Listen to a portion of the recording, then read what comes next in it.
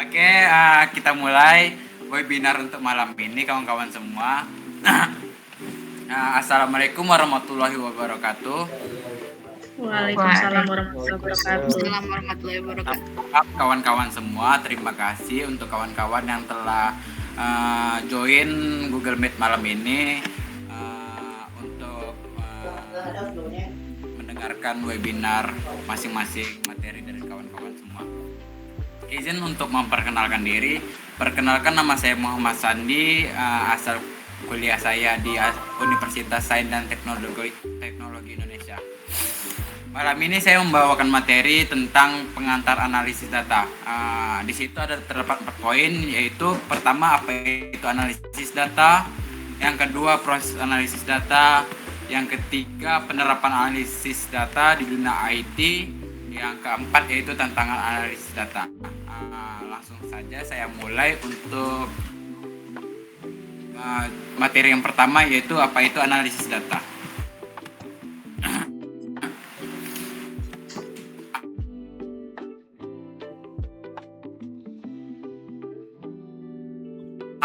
Mendapatkan wawasan, tujuannya adalah membantu mengambil keputusan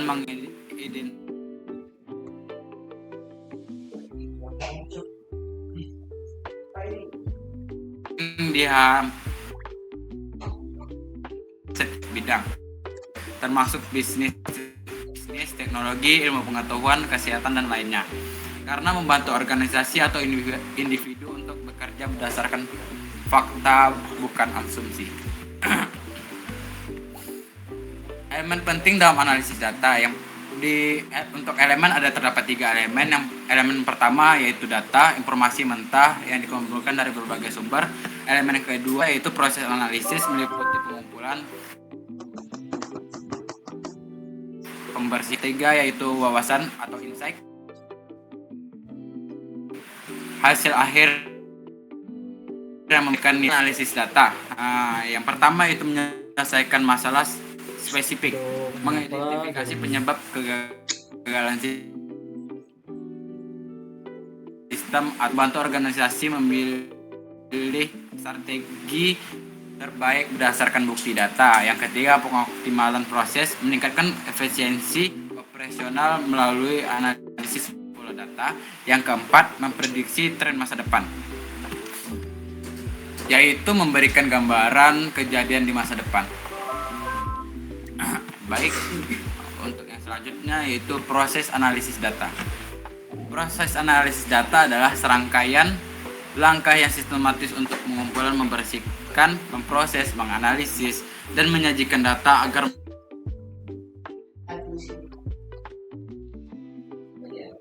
dapat digunakan untuk mendukung pengambilan keputusan.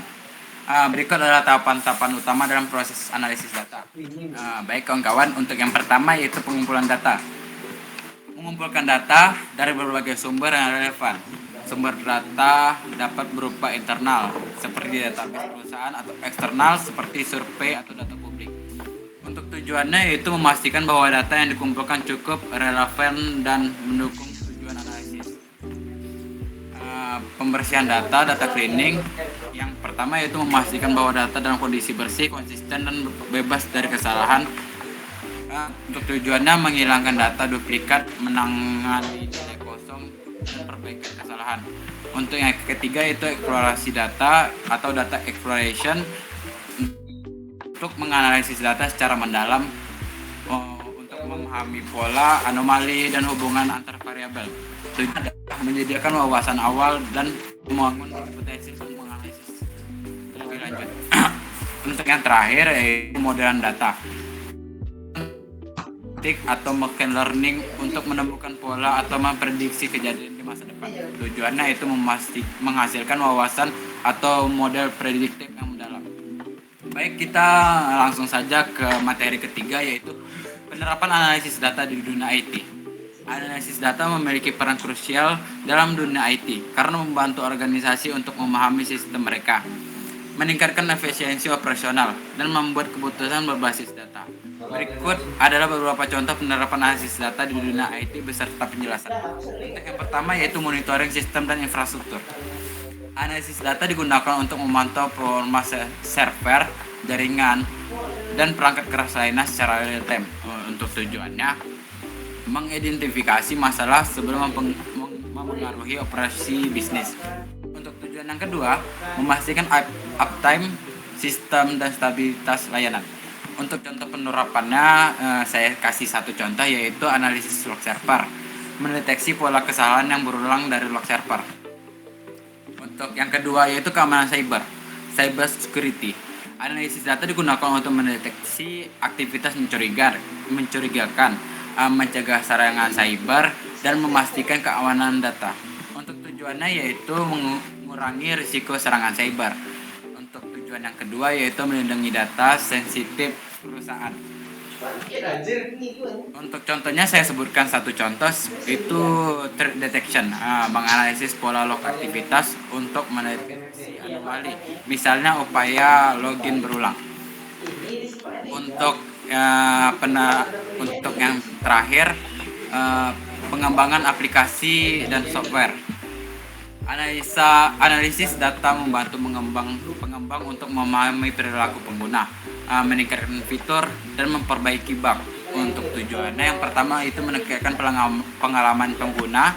Untuk tujuan yang kedua yaitu mempercepat siklus pengembangan aplikasi. Untuk contoh penerapannya saya berikan satu contoh, yaitu log analisis, mendeteksi bug dari log aplikasi. Oke, untuk materi yang terakhir, tantangan analisis data. Mungkin karena waktunya sedikit lagi, saya akan lebih ringkas lagi menjelaskan. Tantangan dalam analisis data yaitu meskipun analisis data menawarkan banyak manfaat, prosesnya menghadapi berbagai tantangan teknis, organisasi, dan etis. Tantangan ini dapat mempengaruhi akurasi hasil analisis, waktu pengerjaan, dan dampak terhadap pengambilan keputusan. Berikut adalah beberapa tantangan utama yang ada dalam analisis data beserta penjelasannya. Yang pertama yaitu kualitas data yang buruk. Data yang tidak lengkap, tidak akurat, atau duplikat dapat menghasilkan wawasan yang menyesatkan.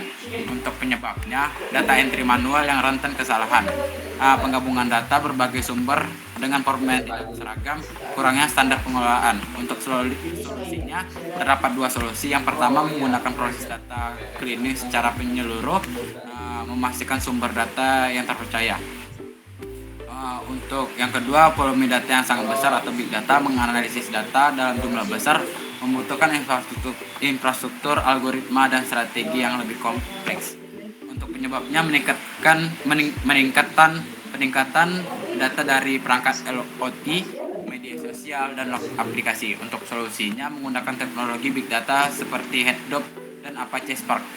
Untuk yang terakhir, kompleksitas data.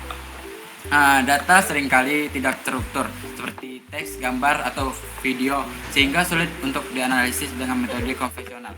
Untuk penyebabnya beragam format data seperti JPEG, MP4, dan lain-lain. Untuk solusinya menggunakan algoritma Natural Language Processing atau NLP untuk teks.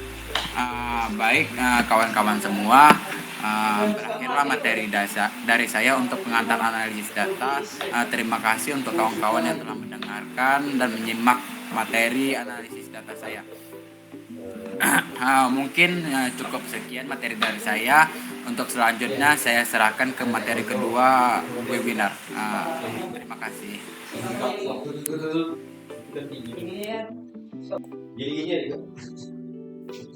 Oke, selamat malam semuanya. Perkenalkan, nama saya Diana Dharma Putri. Saya berasal dari Universitas Sains dan Teknologi Indonesia. Pada malam hari ini, saya akan mempresentasikan materi webinar dengan judul Statistik Dasar dan Analisis Data. Baiklah, untuk langsung saja kita mulai presentasinya. Mengapa statistik penting di bidang IT? Yang pertama, meningkatkan kemampuan pengambilan keputusan berbasis data, analisis performa, sistem dan aplikasi. Yang ketiga, membantu proses pengembangan AI dan machine learning. Yang keempat, memahami pola dalam big data. Selanjutnya, konsep dasar statistik. Ini kerekam rupanya di Bandicamnya, Statistik suara di luar. terbagi menjadi dua bagian utama, yaitu statistik deskriptif yang fokus pada mendeskripsikan data melalui angka. Yang kedua ada statistik inferensial yang membantu kita untuk membuat kesimpulan tentang populasi berdasarkan sampel data. Selanjutnya statistik deskriptif. Mari kita mulai dengan statistik deskriptif. Yang pertama itu ada mean atau rata-rata, digunakan untuk menggambarkan nilai tengah atau dari data. Misalnya rata-rata waktu respon aplikasi adalah 2 detik. Median digunakan saat ada nilai ekstrim dalam data seperti outlier. Yang ketiga ada modus, menunjukkan nilai yang paling sering muncul, misalnya aplikasi sering error pada pukul tertentu. Selain itu, kita juga memiliki ukuran penyebaran data seperti standar deviasi untuk melihat seberapa besar variasi data dari rata-rata. Hal ini penting untuk menilai stabilitas sistem. Yang selanjutnya ada visualisasi data. Jenis grafik umum ada histogram, block plot, dan scatter plot. Histogram untuk melihat distribusi waktu respon aplikasi. Block plot untuk melihat apakah ada outlier seperti waktu respon yang jauh lebih lama dari biasanya. Scatter plot sangat berguna untuk memvisualisasikan hubungan antara dua variabel seperti jumlah pengguna dan beban server. Dalam dunia IT, grafik-grafik ini digunakan dalam analisis log, optimasi performa, atau evaluasi aplikasi. Selanjutnya ada probabilitas. Probabilitas adalah dasar dari banyak analisis di IT, terutama dalam machine learning. Misalnya, kita bisa menghitung kemungkinan server mengalami downtime dalam 1 minggu.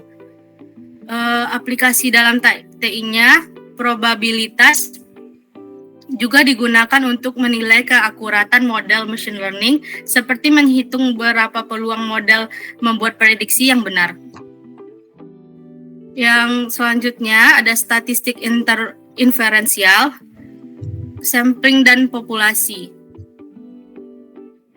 Ada uji hipotesis dan aplikasi di bidang IT. Ketika kita bekerja dengan data dalam jumlah besar, biasanya kita hanya mengambil sampel untuk analisis.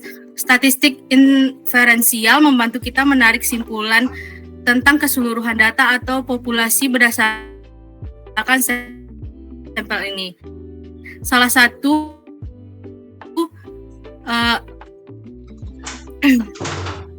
aplikasinya di IT adalah A/B testing, guna untuk melihat mana yang lebih relasi dan regresi. Korelasi mengukur hubungan antara dua variabel, digunakan untuk mengukur sejauh mana dua variabel memiliki hubungan. Misalnya, apakah ada hubungan antara pengguna aktif dan jumlah error sistem. Yang kedua ada regresi, memodelkan hubungan antara variabel dependen dan independen. Gunanya untuk membantu kita memprediksi nilai berdasarkan variabel lain. Contohnya menggunakan data histori untuk memprediksi kebutuhan bandwidth jaringan di masa depan. Contoh praktis di dalam bidang IT yaitu ada analisis log system, menghitung rata-rata waktu respon, optimasi database, yaitu menggunakan histogram untuk query analisis. Yang ketiga, prediksi kinerja jaringan, menggunakan regresi untuk memprediksi kebutuhan bandwidth. Yang keempat, model machine learning, digunakan untuk evaluasi akurasi dan F1 score model. Tools yang dapat digunakan dalam analisis data ada Python yang berupa NumPy, Pandas, Matplotlib, dan Sklearn. Yang kedua ada R, ggplot, dan DeepLear. Yang ketiga ada Excel untuk analisis dasar dan visualisasi. Dan yang keempat ada Tableau atau Power BI, digunakan untuk visualisasi data interaktif. Penutup kesimpulannya, statistik adalah alat yang sangat penting dalam analisis data. khususnya di bidang IT. Dengan memahami konsep dasar statistik, kita dapat meningkatkan kemampuan pengambilan keputusan berbasis data dan menciptakan solusi yang lebih efektif. Baiklah, cukup sekian yang dapat saya sampaikan. Kurang dan lebihnya mohon maaf. Saya ucapkan wabillahi taufiq wal hidayah. Assalamualaikum warahmatullahi wabarakatuh. Waalaikumsalam warahmatullahi wabarakatuh.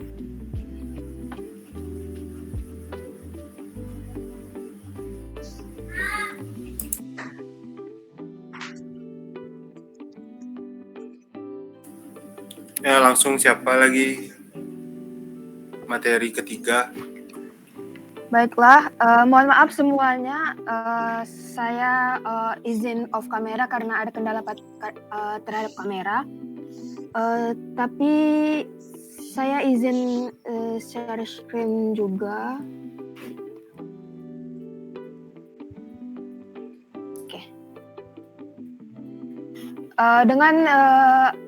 Sebelumnya perkenalkan, saya Indah Lisanti dari Universitas Sains dan Teknologi Indonesia akan memaparkan materi tentang teknik pengolahan data.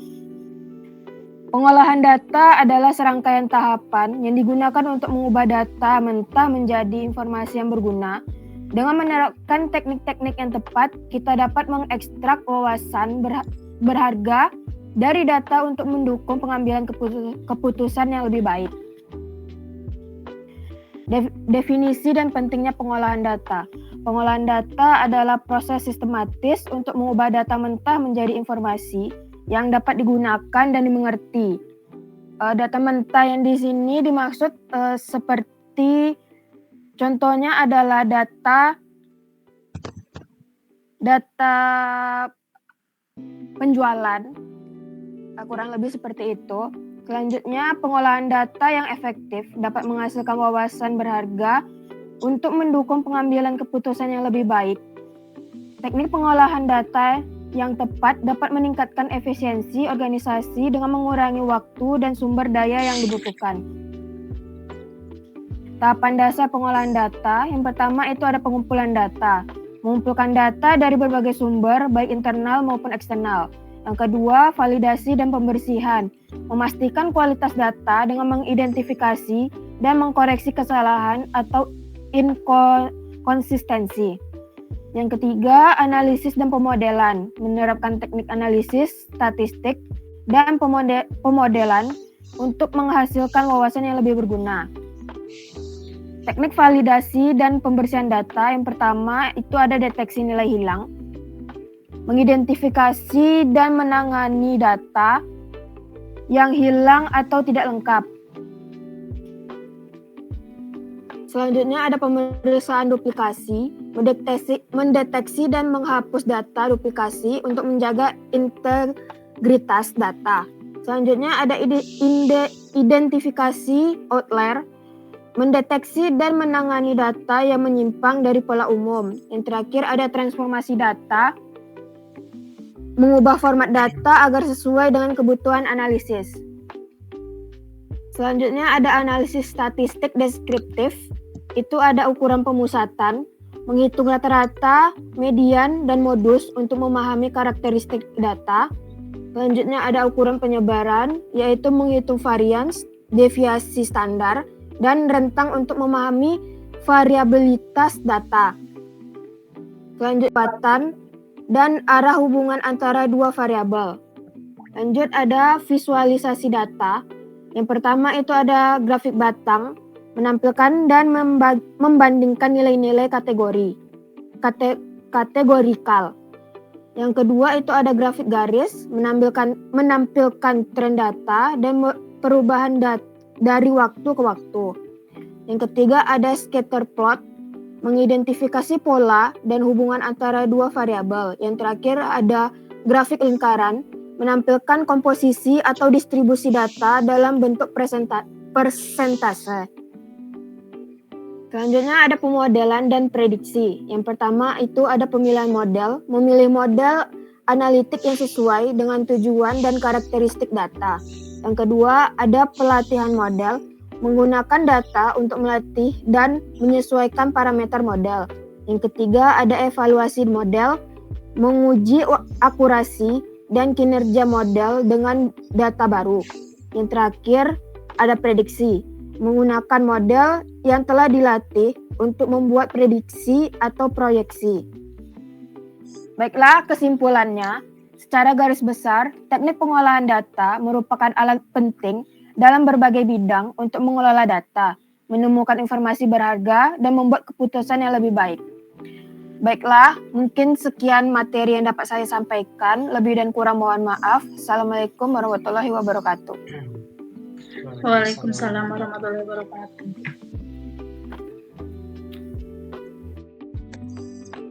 Baik, materi selanjutnya yaitu alat dan teknologi yang digunakan dalam analisis data. Oke, yang pertama ada Microsoft Excel. Microsoft Excel adalah alat yang sering digunakan untuk analisis data sederhana hingga menengah.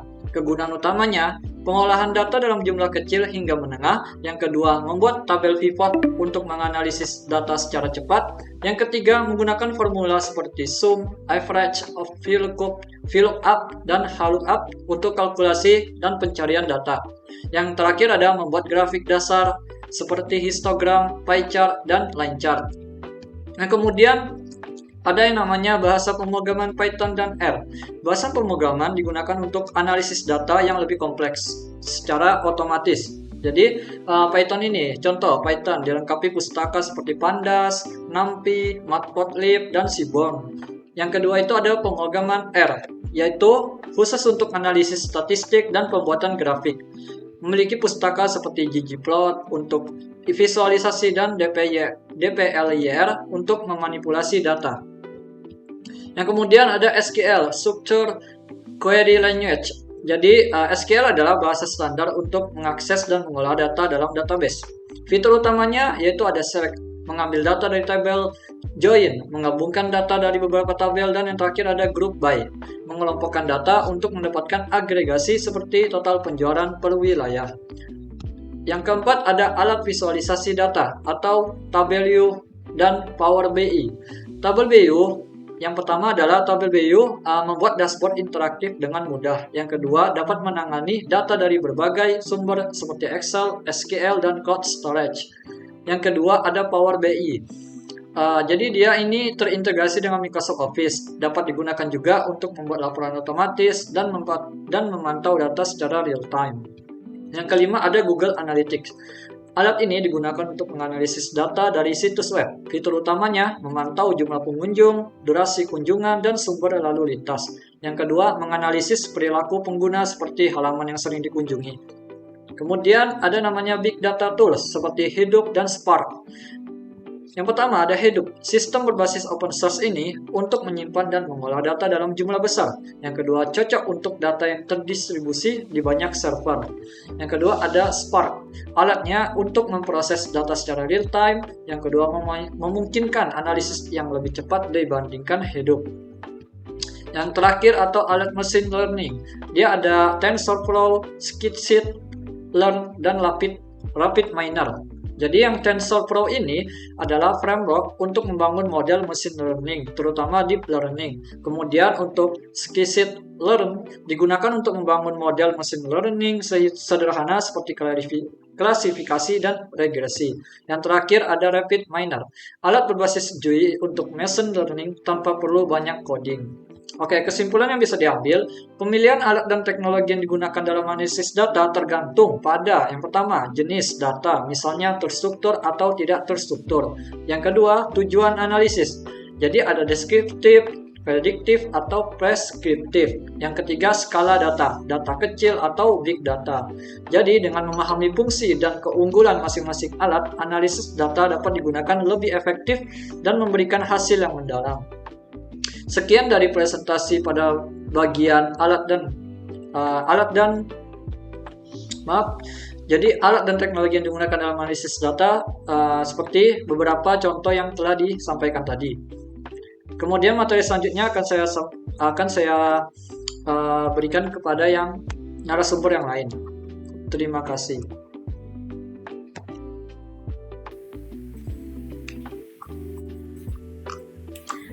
Baik, Perkenalkan, nama saya Bintang Evita Pertiwi dari Prodi Sistem Informasi semester 7. Di sini saya akan membahas materi selanjutnya, yaitu analisis data eksploratif atau IDA.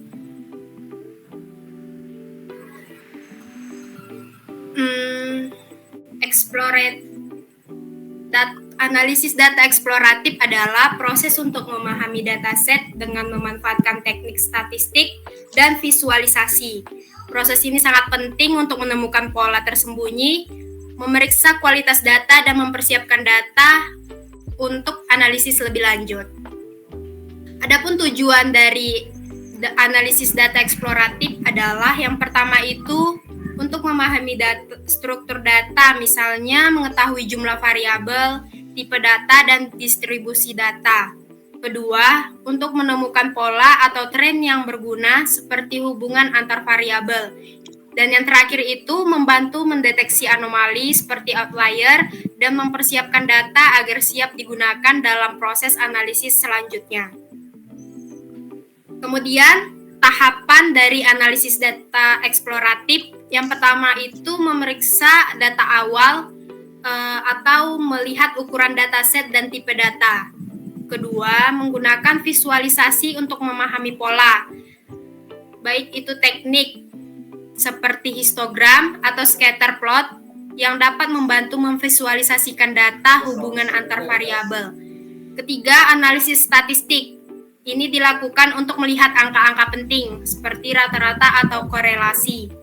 Dan yang terakhir itu menangani masalah seperti data kosong atau outlier.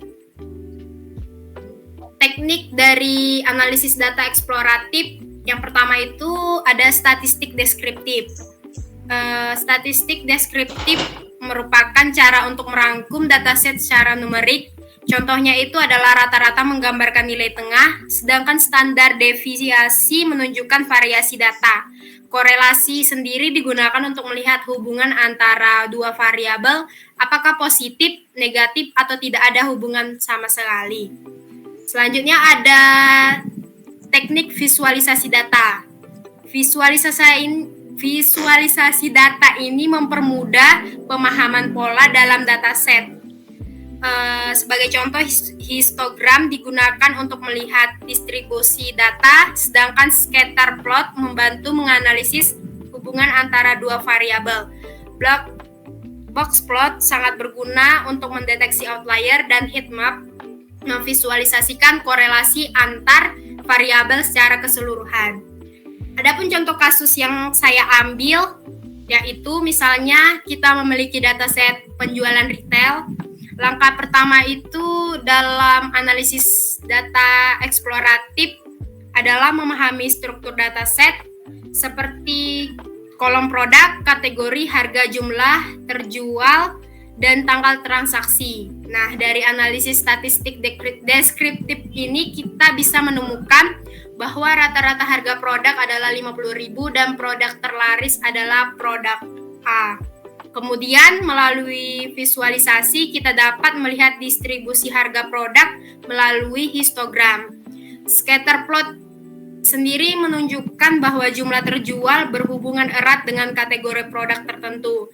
Dengan hasil ini kita dapat membuat strategi penjualan yang lebih efektif, misalnya mempromosikan kategori produk yang lebih populer.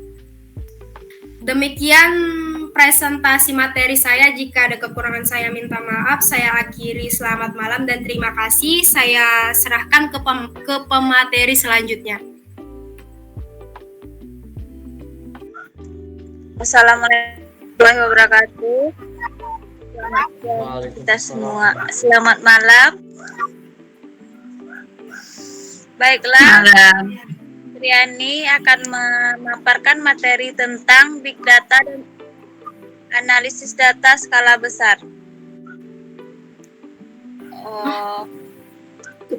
Big Data adalah kumpulan data yang sangat besar, kompleks, dan sulit dikelola dengan alat tradisional.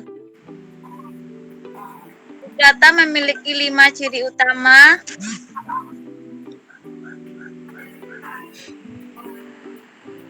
Tunggu.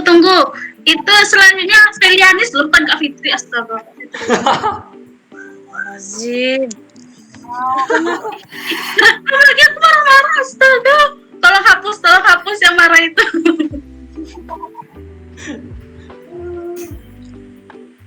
Salianes. Baik, Assalamualaikum warahmatullahi wabarakatuh. Perkenalkan, nama saya Selanis. Saya berasal dari Universitas Teknologi dan Sains dan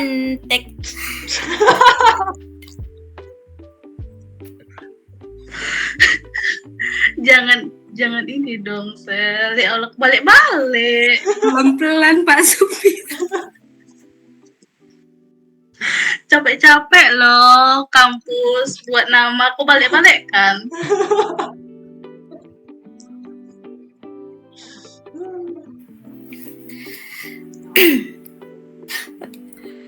Assalamualaikum warahmatullahi wabarakatuh. Perkenalkan, nama saya Selanis, berasal dari Universitas Sains Teknologi Indonesia.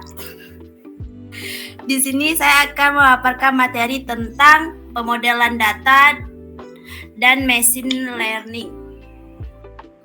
Yang pertama yaitu memahami data.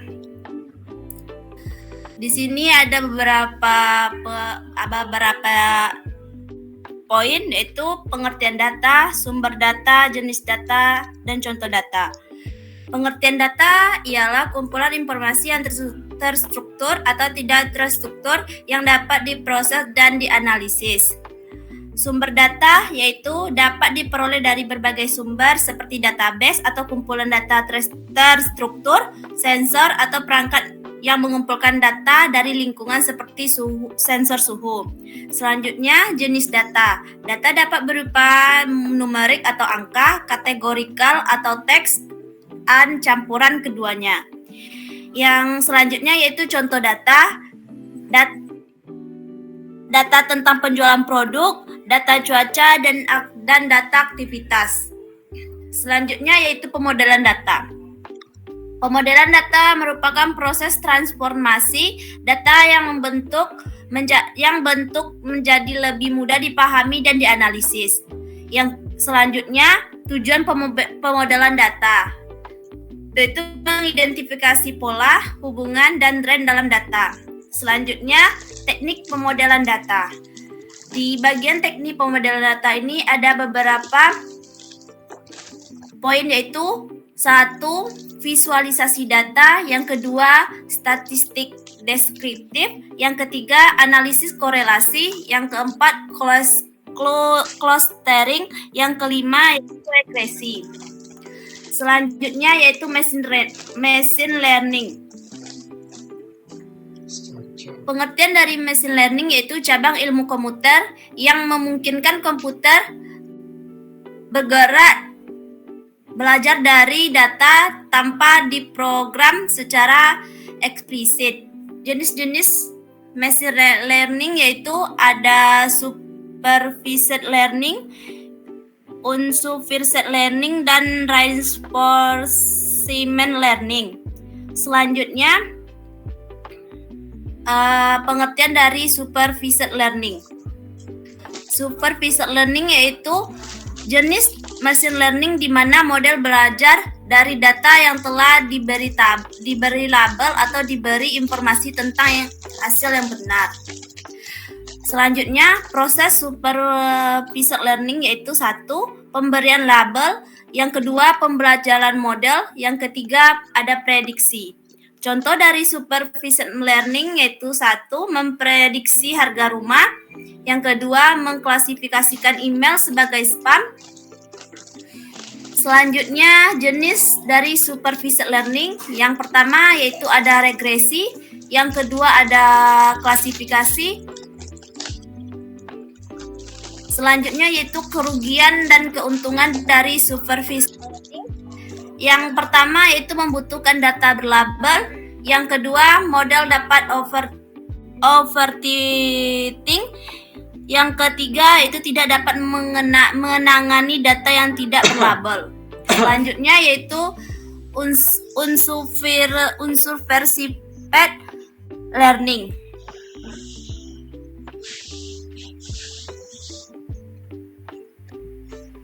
Pengertian dari unsupervised learning yaitu model belajar dari data tanpa label untuk menemukan pola dan struktur. Jenis-jenis dari unsur supervised learning yaitu ada clustering, ada association rule meaning, dan ada dimensionally reduction.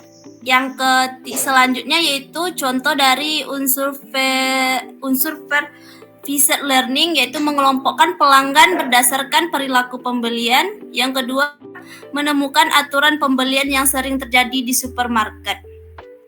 Yaitu ada reinforcement learning. Pengertian dari reinforcement learning yaitu model belajar melalui interaksi dengan lingkungan dan menerima penghargaan dan hukuman. Tujuan dari reinforcement learning ini yaitu memilih tindakan yang memaksimalkan penghargaan kumulatif. Contohnya yaitu melatih robot untuk bermain game, mengoptimalkan strategi perdagangan saham. Selanjutnya yaitu algoritma machine learning. Pengertian dari algoritma machine learning yaitu serangkaian langkah-langkah yang didefinisikan untuk menyelesaikan masalah. Algoritma machine learning yaitu terbagi beberapa contoh seperti regresi linear, regresi logistik, KNN, decision tree, dan supervised learning. Selanjutnya yaitu pemilihan model. Di bagian pemilihan model ini ada beberapa faktor yang mempengaruhi pemilihan model, seperti jenis data, tujuan pemodelan, kompleksitas model. Selanjutnya yaitu teknik evaluasi model. Ada beberapa poin yaitu akurasi, presisi, resiko, dan F-score. Selanjutnya yaitu tentang penerapan machine learning. Contoh penerapan machine learning yaitu bahasa alami. Yang kedua yaitu pengenalan gambar. Yang ketiga rekomendasi sistem. Yang keempat deteksi penipuan. Yang kelima yaitu prediksi permintaan. Selanjutnya tantangan pada machine learning. Ada beberapa tantangan machine learning yaitu 1. Data bias. Data yang tidak representatif dapat menyebabkan model yang bias. Yang kedua, overfitting, yaitu model yang terlalu kompleks dapat mempelajari noise dalam data. Yang ketiga, yaitu underfitting, yaitu model yang terlalu sederhana tidak dapat menangkap pola dalam data. Selanjutnya, yaitu interpretabilitas, yaitu kesulitan dalam memahami bagaimana model membuat prediksi. Selanjutnya yaitu etika machine learning. Dalam etika machine learning ini ada beberapa poin yaitu keprihatinan etika yang terbagi atas diskriminasi, selanjutnya privasi dan transparansi. Etika selanjutnya yaitu prinsip etika seperti keadilan, akuntabilitas, transparansi. Selanjutnya masa depan machine learning. Tren machine learning yaitu 1. Mempelajari mendalam model yang lebih kompleks dan kuat. Selanjutnya pembelajaran transfer menggunakan model yang sudah dilatih dan tugas baru. Yang ketiga yaitu pembelajaran berkelanjutan. Model yang terus belajar dari data baru. Selanjutnya itu dapat dipercaya, yaitu model yang lebih transparan, adil, dan dapat diandalkan. Kesimpulan dari pemodelan machine learning ini yaitu pemodelan data dan machine learning adalah bidang yang berkembang pesat dengan potensi yang luar biasa dengan konsep dasar dan penerapan praktisnya. Kita dapat memanfaatkan kekuatan dan untuk memecahkan masalah yang kompleks dan membuat keputusan yang lebih cerdas. Bayangkan seperti kita mengendarai sepeda, kita dapat menggunakan keterampilan yang kita pelajari untuk menjelajahi dunia baru untuk mencapai tujuan kita.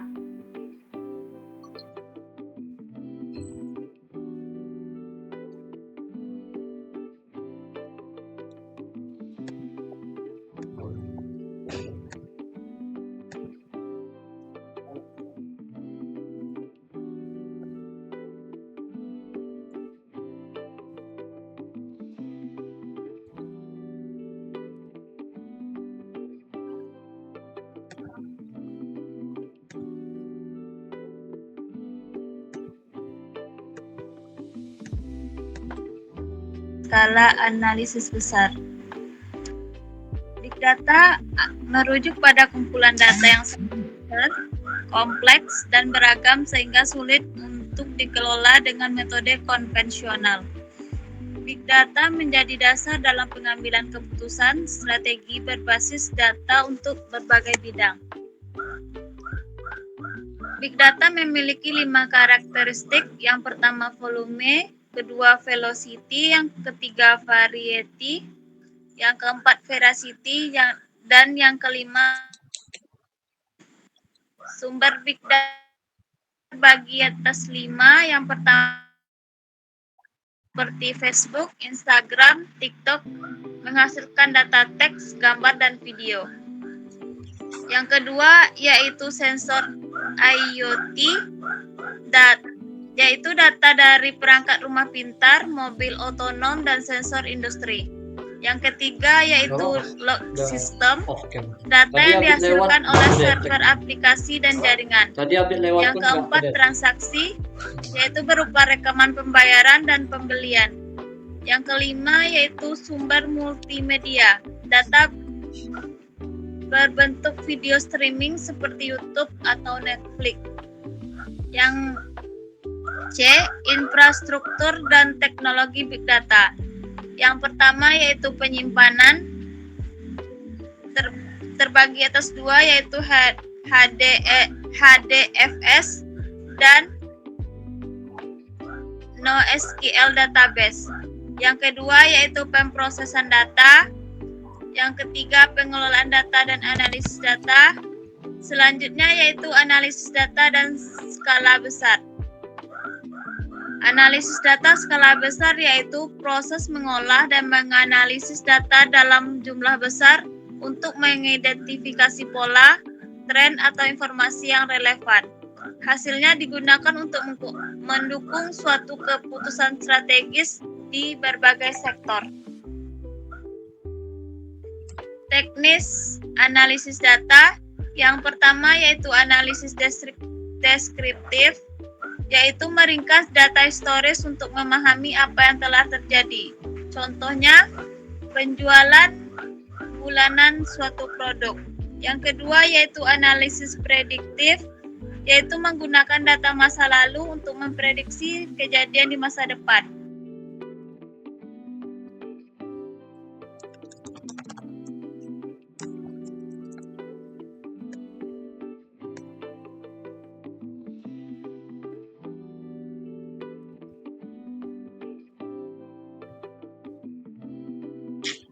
Algoritma populer. Yang pertama yaitu ada clustering yang berguna untuk mengelompokkan data berdasarkan kemiripan. Contohnya seperti segmentasi pelanggan berdasarkan kebiasaan belanja.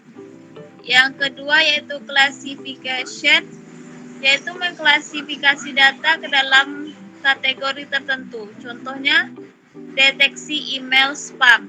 Yang ketiga yaitu association rule learning, yaitu mencari pola hubungan antar elemen dalam dataset. Contohnya seperti analisis keranjang belanja. Yang keempat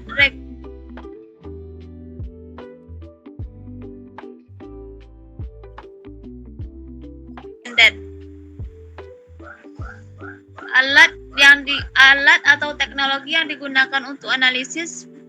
Yang pertama ada Python, R Programming, BigQuery, dan Apache Kafka.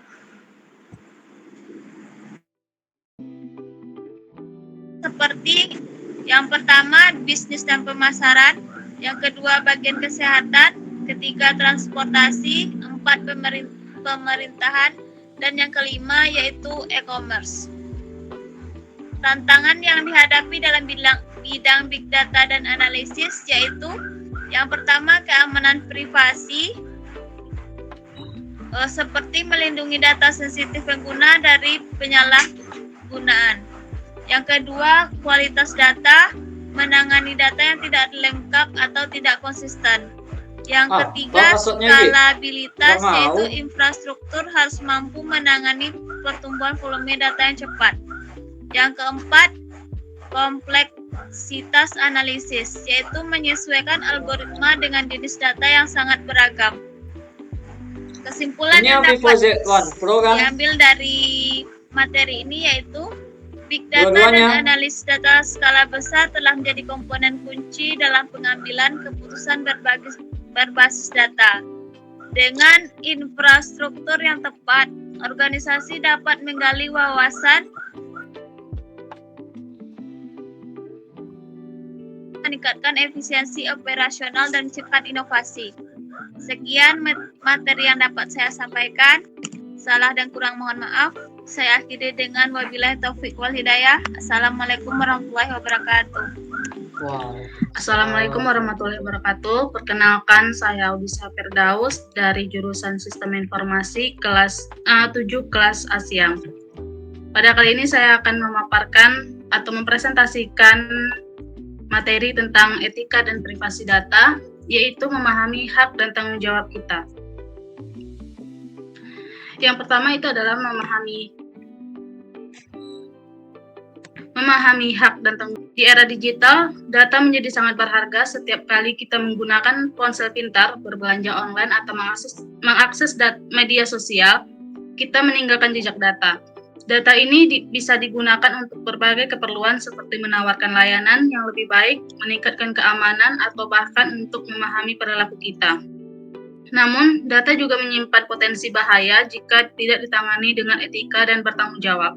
Bayangkan jika data pribadi kita dicuri atau digunakan tanpa izin kita. Itulah mengapa memahami etika dan privasi data sangat penting.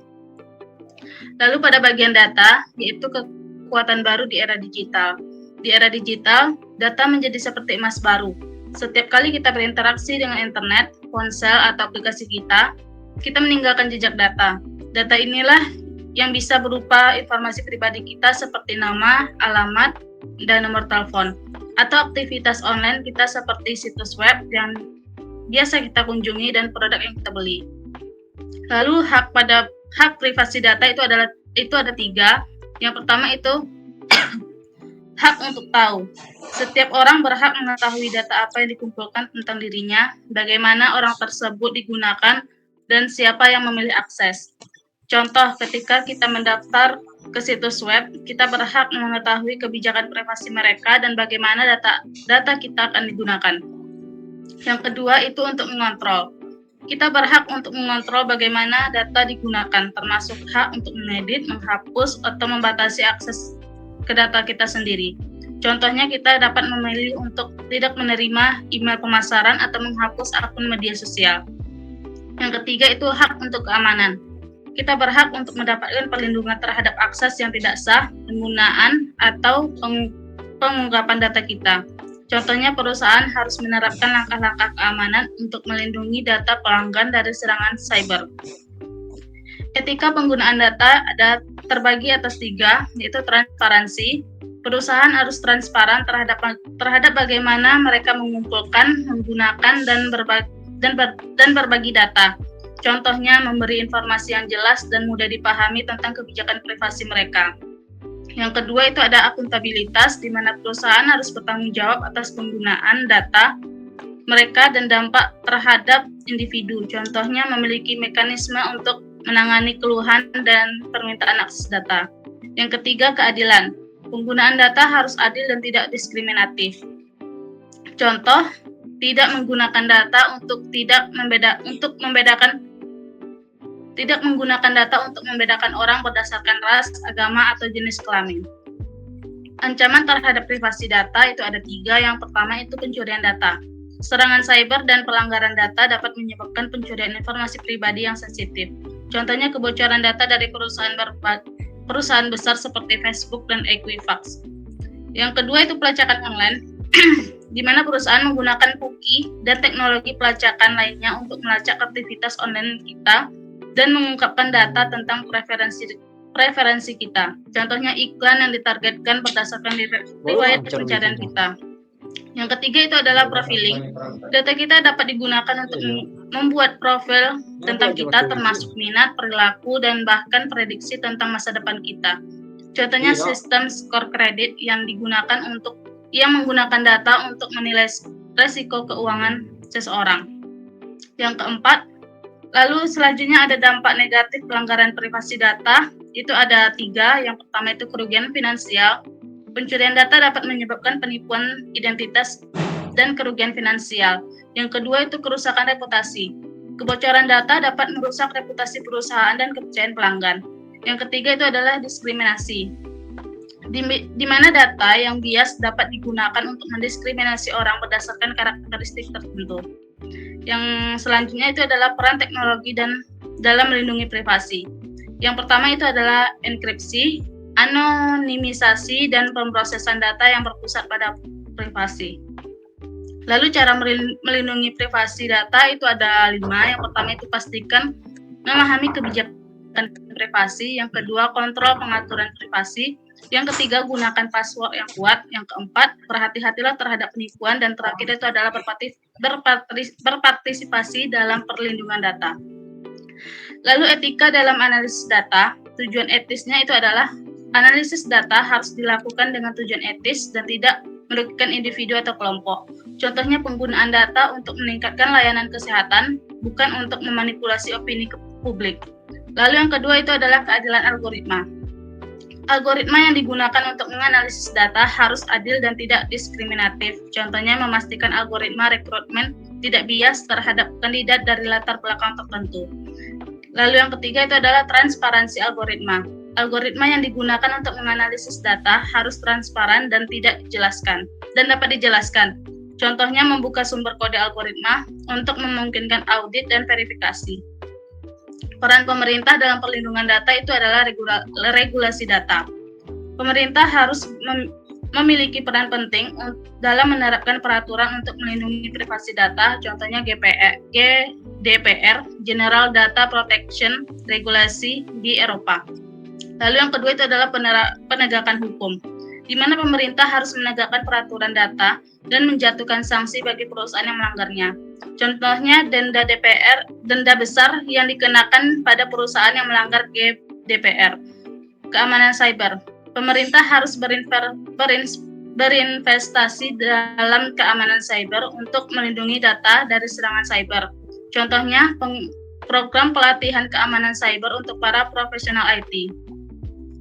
Lalu yang selanjutnya itu adalah peran individu dalam perlindungan data. Yang pertama itu tingkatkan kesadaran, pelajari tentang hak dan tanggung jawab kita terkait privasi data.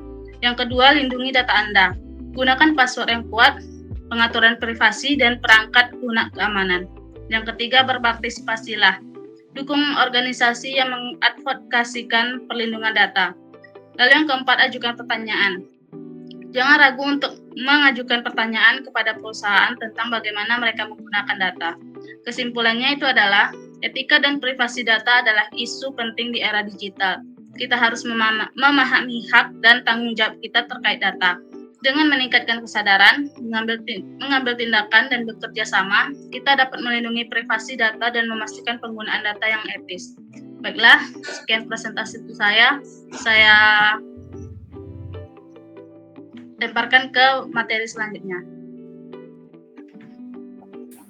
Baiklah, Assalamualaikum warahmatullahi wabarakatuh. Perkenalkan, nama saya Ahmad Riza Pratama. Sebelumnya izin kepada teman-teman untuk memberikan slide.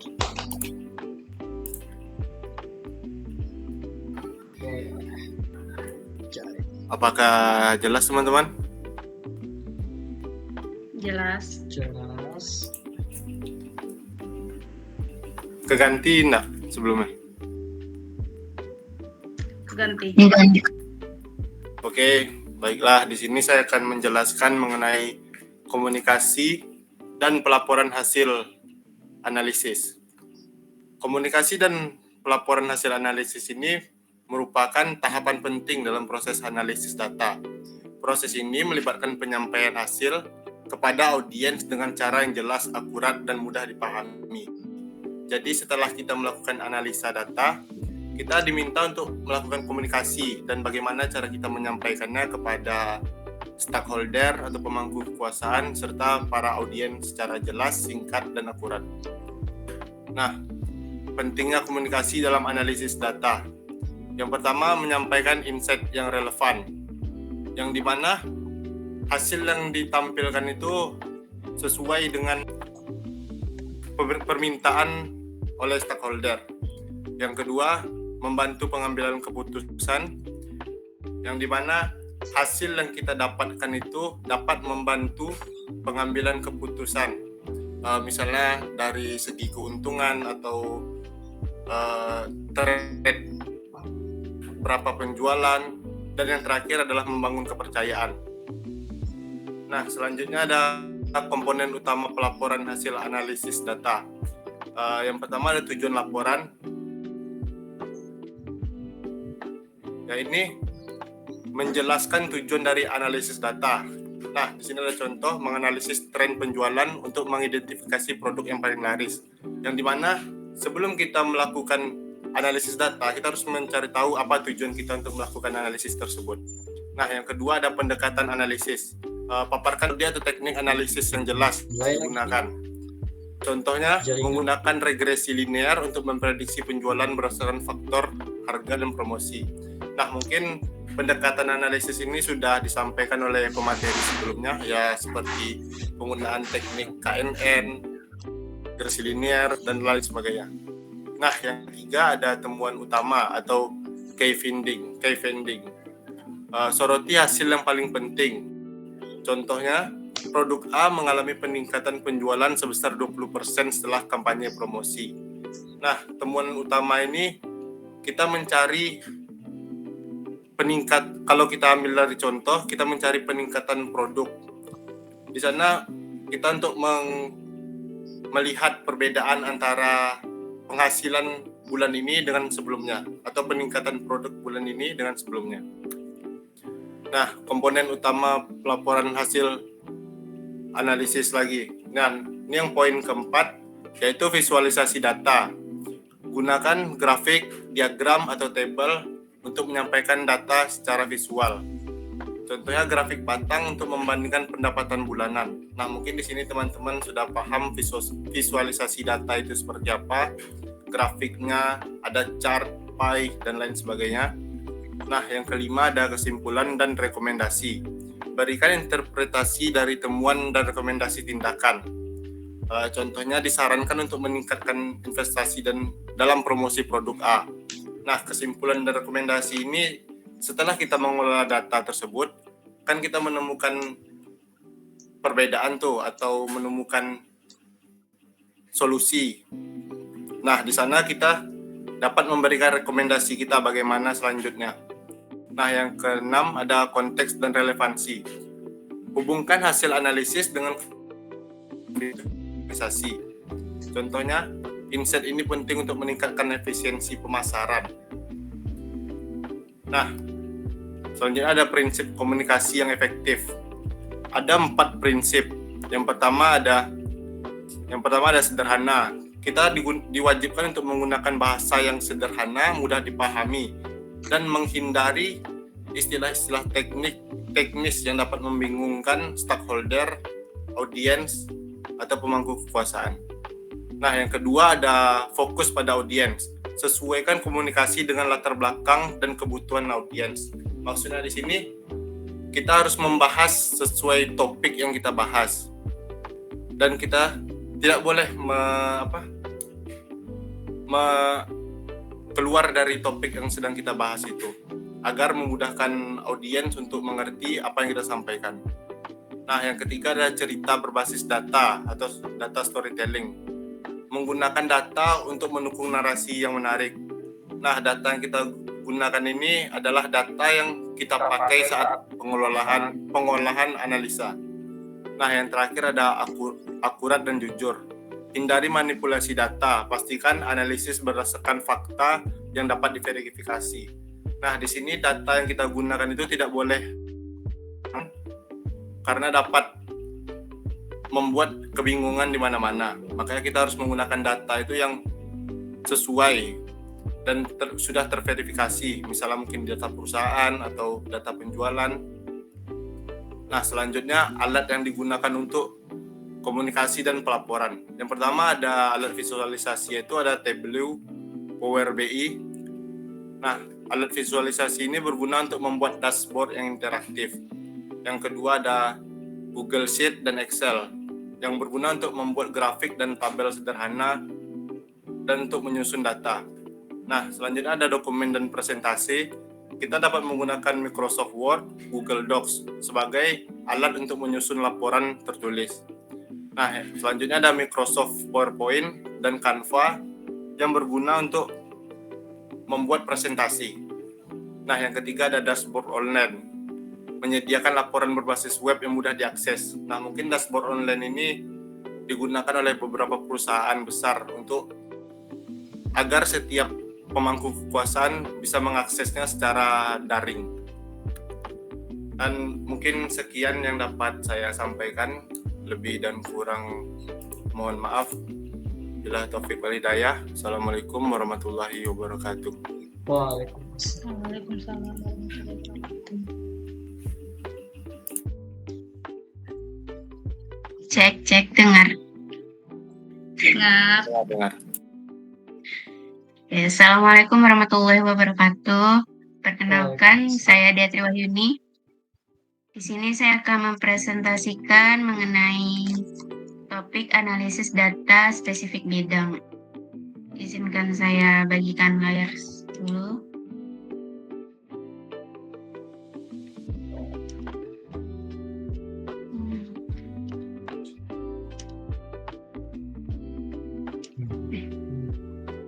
Jadi loh, Ber. Baik, analisis data spesifik bidang dengan pemateri saya Diatri Wahyuni. Jadi apa itu analisis data spesifik bidang? Analisis data spesifik bidang adalah proses pengumpulan, pengolahan, dan interpretasi data yang berfokus pada kebutuhan, permasalahan, dan karakteristik unik dari bidang tertentu. Pendekatan ini bertujuan untuk menghasilkan wawasan yang relevan dan actionable untuk mendukung pengambilan keputusan strategis dalam bidang tersebut. Ciri-ciri utama dari analisis data spesifik bidang yang pertama yaitu fokus. Analisis dilakukan dengan mempertimbangkan latar belakang, istilah, dan praktik unik dari bidang tersebut, seperti kesehatan, pendidikan, pariwisata, atau manufaktur. Yang kedua yaitu menggunakan dataset khusus. Data yang digunakan seringkali bersifat spesifik dan berasal dari sumber yang relevan dengan bidang tersebut, seperti rekam medis, data transaksi, atau survei pelanggan. Yang ketiga yaitu metode analisisnya. Teknik atau algoritma yang diterapkan disesuaikan untuk menjawab pertanyaan spesifik, misalnya time series, analisis untuk tren penjualan atau association rule mining untuk pola perilaku pelanggan. Yang keempat yaitu domain knowledge, yaitu pemahaman mendalam tentang suatu bidang tertentu sangat penting untuk interpretasi hasil yang bermakna. Contoh penerapannya yang pertama di bidang pariwisata mungkin bisa untuk melakukan analisis pola kunjungan wisatawan untuk meningkatkan promosi destinasi wisata. Contoh yang kedua di bidang kesehatan bisa menganalisis pola penyakit menggunakan data rumah sakit. Di bidang pendidikan bisa menganalisis rekomendasi personalisasi belajar berdasarkan pola perilaku siswa. Di bidang keuangan bisa menganalisis deteksi penipuan pada transaksi kartu kredit. Baiklah, sekian dari presentasi saya. Apabila ada yang salah mohon dimaafkan. Assalamualaikum warahmatullahi wabarakatuh. Waalaikumsalam warahmatullahi Wabarakatuh.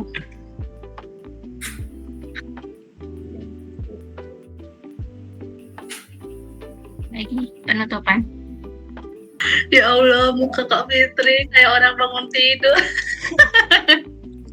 Coba lagi Seli, universitas. Udahan, gitu Jan. Udah. Oke, mungkin Penutupan udah nggak sih? cukup ya. Siapa tadi yang buka? Sandi. Ya mungkin udah cukup Cukup. webinar, penyampaian materi webinar kita malam hari ini. Terima kasih kepada teman-teman yang sudah menyampaikan materi. Mungkin lebih dan kurang mohon dimaafkan. Dan semoga penyampaian malam ini dapat kita mengerti bersama-sama. Amin. Cukup sekian. Terima kasih dan teman-teman boleh keluar dari Zoom.